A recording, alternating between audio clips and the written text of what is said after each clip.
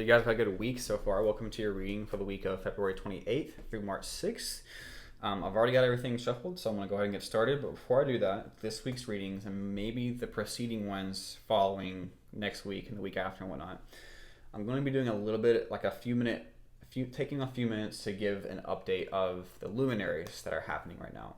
So the sun position in astrology and the moon position in astrology, where they're transiting right now according to tropical system. Right now we have the sun in Pisces, and that represents a time period of being able to get more in flow with the more spiritual side of life. You might find yourself a more imaginative, having certain types of dreams. Pisces is ruled by Neptune, and Neptune is a very dreamy, imaginative planet, so it talks about things coming out to light. The dream state is a state that can definitely bring out hidden truths within ourselves. So if you might find yourself having some more vivid dreams during this time period, but it's about getting in flow with your own spirituality, more in flow with different concepts, and allowing the higher path to kind of take root and move you along. Because Pisces is a mutable sign, so it's very flexible, adaptable, and flowing. It likes to move. It likes to be more expressive and allow its emotions to come out. The moon is in Sagittarius, and it is squaring up to the sun, and I'll get to that in a second. But the moon generally represents our internal emotional needs. Generally shows up during a time where, or not really during a time where, but in relation to someone more close to you. The side of yourself may not show itself up until you're closer with someone. And the thing is with transiting, these things may not be exact for everyone, because you kind of have to look at a transiting chart in relation to your birth chart to see a more specific view of what's happening. And it generally deals with the aspects that are happening with the transit chart and your chart and where they're at in the house possibly. So, but this is just kind of like a general overview anyway. And it's, astrology is fun to talk about. But with the moon being in Sagittarius, it talks about our internal needs and where we might be a little bit more emotionally drawn to do or more emotionally fulfilled for these next couple of days. Sagittarius is very goal driven, and it wants to seek a higher perspective. It's ruled by Jupiter. And Jupiter is the planet of expanding concepts, wisdom, luck even, but more specifically with the emotional need is trying to figure out certain goals, setting those goals, or at least trying to expand upon concepts or ideas relating to goals. You might feel a bit more emotionally fulfilled or satisfied getting out into nature, going on some sort of adventure, or just whatever kind of makes you get out of where you currently are, because Sagittarius likes to go do things. But because it's squaring up to the sun, you might find yourself a little bit having more of a challenge in expressing that side of yourself. Because a square is generally a challenging or what's called a hard aspect in astrology, and it's like the sun in Pisces and Sagittarius moon is kind of like squaring up with each other, so that side of yourself may be a little bit harder to express. So I'm gonna go ahead and get started on the reading.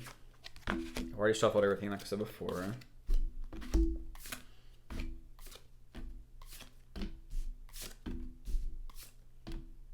Interesting. You got 3 2s here, so 222 may be a significant number for you. And 2s represent taking action, alignments, diplomacy, even working towards a goal and staying diligent towards that.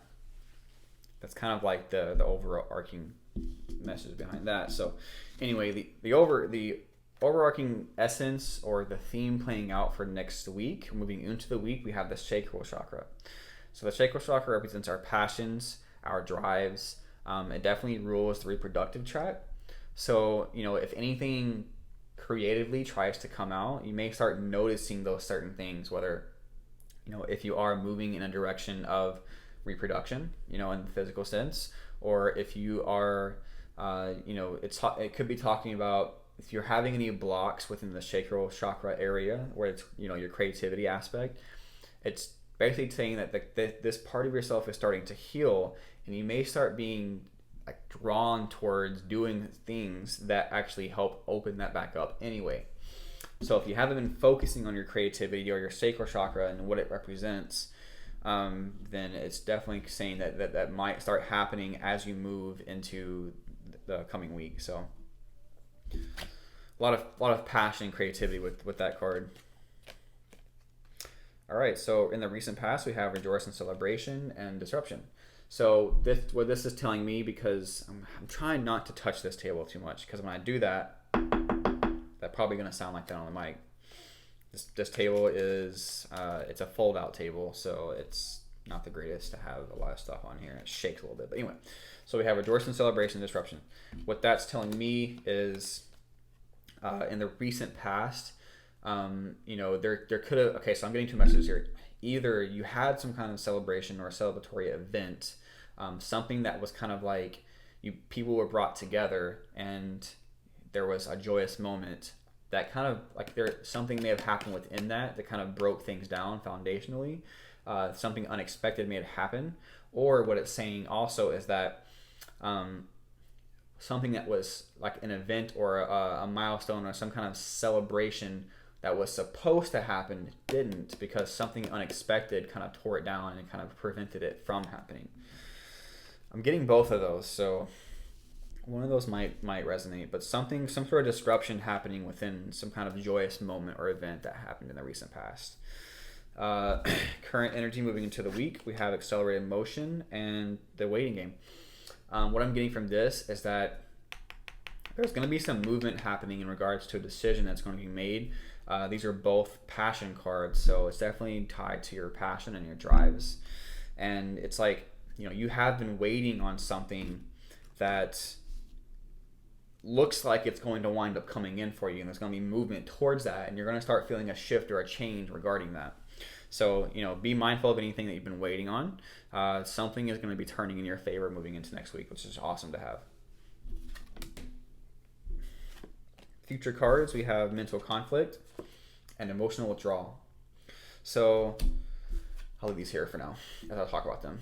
So what this is telling me is that you might come into some sort of situation that's going to be a little bit conflicting in your own mind, and it might wind up causing you to be emotionally withdrawn from someone or something. This is about secluding yourself and maybe even walking away from something that's like causing you some sort of mental anguish or conflict in yourself. This could be an argument. It could be anything that's going to spark like something mental internally that is not going to be very pleasant. But the thing is like with the emotional withdrawal card, I'm definitely feeling as if like that's going to help you out in the end. So if you are emotionally withdrawing from something or just withdrawing in general and kind of shutting things out, walking away even, that's what's going to help create the space to be able to clear your mind back up.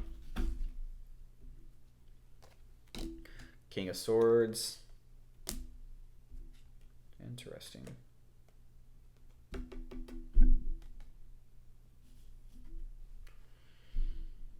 My immediate thought with this, the King of Swords over the Rejoice and Celebration and Disruption, it's kind of weird, but because the King of Swords to me represents an authoritative figure, and if we're looking at some kind of disruption that happened, I wonder if like what popped in my mind was like cops coming to some sort of party of some sort, and breaking it up.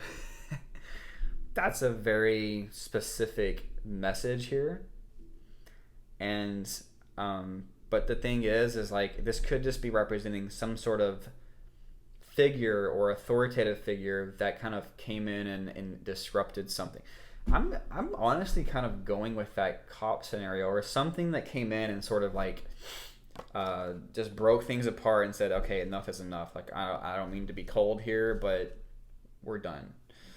And that's, I'm gonna stick with that story. So if that doesn't resonate with you, I'm sorry. I'm sure it might resonate with someone. The Emperor card over accelerated motion and the waiting game. Yeah, so what this is saying to me is that like the Emperor is someone who takes control, changes up the routines, and kind of understands what he's going towards. And so what this is saying in relation to the waiting game and accelerated motion, like you are going to be gaining that power back, and it's going to start moving forward, and you're going to be taking action. This card to me is also about action, because Aries is the sign that represents this, and Aries is someone that just goes for it, right? That's what I'm feeling. My nose is really itchy for some reason. And the Six of Swords for mental conflict and emotional withdrawal. So yeah, so what this is telling me is that, yeah, once you get to the state of just kind of like withdrawing yourself emotionally or just kind of walking away from something, the Six of Swords is telling me that what's going to be coming in is you're going to be moving on from that situation. You know, you're not going to stay stuck within this mental conflict or this event or this thing happening that's going to create that mental conflict. You're going to be moving on. You're going to be kind of letting things go and moving past that situation. And there's growth in that.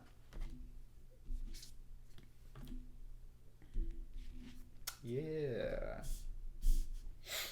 Definitely getting relationship vibes. Something happening with relationships or something to that effect.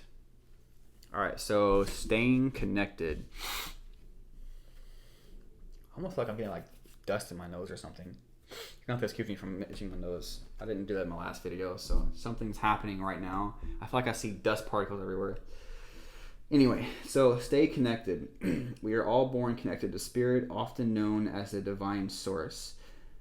Yet many of us have a tendency to pull away from that connection as we journey through life in the physical world. Now is an important time to reconnect to the source.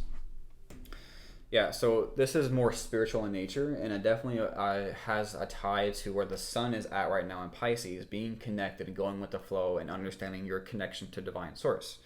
And your divine source could be anything that you're connected with. I'm sure that people that connect with my videos are going to be a little more spiritual in nature, probably more open-minded and seeking a little more, just a little bit more spiritual endeavors, a little bit more spiritual endeavors versus like religious per se. But if you are religious, that's fine too. You know, whatever helps you stay more connected. But it's basically saying like, don't allow that connection to fade away. You're being guided towards something great here, and you're having a lot of growth, and there's a lot of people and spirit coming in that's helping you move in the direction of growth. So if you're kind of like questioning things or at a loss of connection with some sort of spiritual connection that you might have or might not have, it's just saying like do things to help you stay connected. Meditate, get out in nature. Those are the two main things that I always talk about. Yeah, it actually says ground yourself. Being distracted, unfocused, tired, irritated, and impatient are all signs that you are ungrounded. Now is the time to become centered and allow spirit to help you ground yourself and reconnect with the divine source. Yeah, so that just plays off of what I just said. Ground yourself. Do anything that might feel like you're more connected to yourself in your body with the earth. So if you like to go out and go for a run, get out in nature walks, hikes, go out for a nice drive even can help you feel grounded. Exercising, like going to the gym, can definitely help you feel grounded. So yoga even. So anything that's going to help you feel more connected with the earth and and therefore connected to your own source. Because I'm sure these cards are going to resonate with you as they come together. Stay connected, ground yourself. Those two playing off of each other for sure. Pleiadian, so these are my spiritual development cards. Pleiadian activation, coming together, harmony in the heavens, and resolution. So you're definitely going to be coming into a time where things are going to be starting to resolve themselves as you move through this unfoldment that you're going through in life, especially with this mental conflict and like the things that you've been waiting on in regards to the accelerated motion, the Emperor card, and the waiting game. There's definitely going to be more harmony being brought in because of that, and that's going to help stabilize your emotions. The Pleiadian race is depicted as a race that is very emotionally and spiritually evolved, and they are a race that can they definitely put respect and love above everything else within their society. And so it speaks to our emotions and loving one another and like kind of just honoring that side of ourselves while we honor that side of other people as well. So there's definitely some sort of harmony coming back in together. It's going to help resolve a certain situation in your life that may be kind of emotionally unstable. Keep that in mind. That definitely you're moving into a resoluting period. So, if it's not resolved at this time or like within the next week or two, just know that like you're going to move through that situation and resolve it. You're moving on to something better. You're making a transition. Seraphim's Gateway, voice activation, angelic attunement, and divine support.